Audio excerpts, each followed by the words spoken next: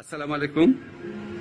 কিছুক্ষণ আগে আমাকে একজন একটা নিউজ ক্লিপ পাঠালেন এটিএন বাংলা নিউজের। তো সেখানে টাইটেল বা শিরোনাম হচ্ছে ধর্মভিত্তিক রাজনীতি চান না ডক্টর আসিফ নজরুল। আমি বিনয়ের সাথে এটিএন বাংলা নিউজকে জানাচ্ছি, ধর্মভিত্তিক রাজনীতি চাই কি চাই না এটা নিয়ে আজকে কোথাও কোনো আলোচনা ছিল না। ধর্মভিত্তিক রাজনীতি শব্দটা কোনো সভাতে আজকে আমি উচ্চারণই করি নাই। আপনারা ভাই কোথার থেকে এইসব টাইটেল বানান, তো মানুষকে বিভ্রান্ত করে। আমি দুঃখ পেয়েছি। আমি আপনাদের কাছে অনুরোধ করব, আপনারা বুঝে না বুঝে যে কোনো কারণে হোক প্লিজ মানুষকে বিভ্রান্ত করেন না। আমি এই ধরনের কোনো কথা বলিনি। আপনারা শিরোনামটা আমার বক্তব্য দেখে আশা করি ঠিক করে নেবেন। আমরা খুবই ব্যথিত ওই ঘটনা দেখে। আমরা মনে করি কালকে আনসার বাহিনীর ছদ্মাবরণে যারা এসেছিল কোনো দাবি আদায়ের এজেন্ডা তাদের ছিল না। দাবি আদায়ের এজেন্ডা হয় আলাপ আলোচনার মধ্যে দিয়ে।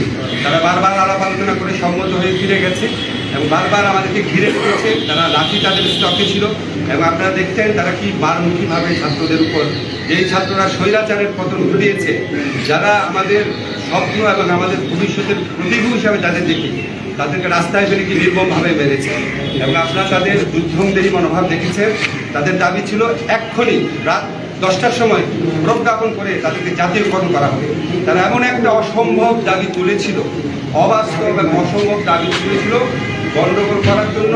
এবং আমরা সারা সচিবালয় যা করে গেছিল, হয়তো আরও অনেকে যোগ দিত। ভয়াবহ পরিস্থিতি হতে পারত। সেই জাগ্রত ছাত্র সমাজ যারা স্বৈরাচারের পতন ঘটিয়েছে, তাদের অপরিসীম ত্যাগের ভূমিকা, তারা এই পুরা পরিস্থিতিটা তার মোকাবেলা করেছে।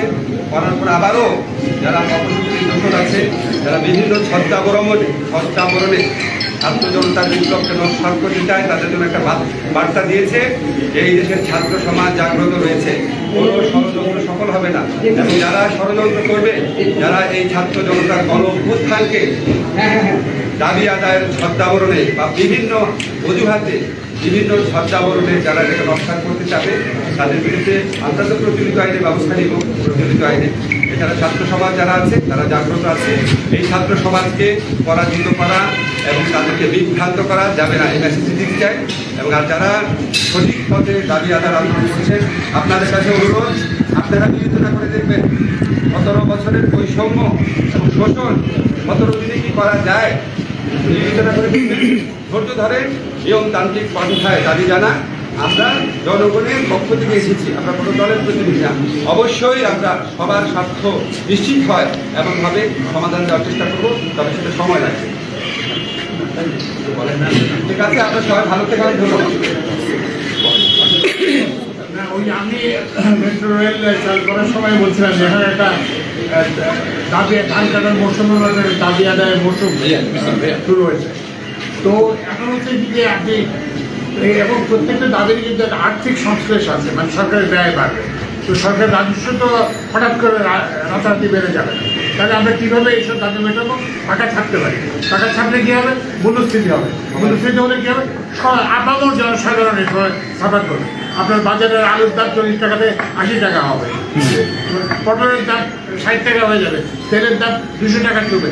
আপনারা কি এটা চান? পেঁয়াজের দাম 150 টাকা হবে। আপনারা কি সেটা চাই? ছবি নিয়ে যাই যেটা বলেছেন যে নিয়মতান্ত্রিক পন্থায় আসুন। আমরা তো আলাপ করতে রাজি না। এমন তো কোনো সময় হয় নাই যে উপদেষ্টারা কিংবা কেউ তারা সবাই যোগাযোগ করতে ব্যর্থ হয়েছেন, তা না। তাদের দাবিগুলো উত্থাপন করতে ব্যর্থ হয়েছেন, আলোচনা করতে ব্যর্থ হয়েছেন, এমন তো কেউ বলতেছে না। সুতরাং আমরা এটা শুনতে রাজি আছি। কিন্তু ওই দিন যেটা বললাম যে এখানে আপনাদের এই সরকারের ম্যান্ডেট কিন্তু ভেরি স্ট্রং। রক্ত দেওয়া যায়, রাজপথে রক্ত দিয়ে এই সরকারকে আসবে। সুতরাং কেউ যদি মনে করে এটা বানিয়ে ভেসে আসে সরকারটা, তো সুতরাং এটা আমরা যে কোনো মানে জাতীয় এটা জনপ্রত্যাশার সরকার এবং আমরা সরকার জনপ্রত্যাশাকে বিট করার জন্য যত কঠোর ব্যবস্থা হোক আমরা নেব। But at the same time আমরা যেটা ন্যায্য নিয়ে যেটা বৈষম্য, আমরা জানি যে কোনো 17 বছরের অপকর্মের ইতিহাস আমরা জানি। আমাদের রকেট ভাই নয় তা না, আসিফ নজরুল সাহেব খুব ভালো জানেন, আমিও খুব ভালো জানি। কিন্তু আমাদের আসিফ স্যারের কাছে একটা প্রশ্ন ছিল। স্যার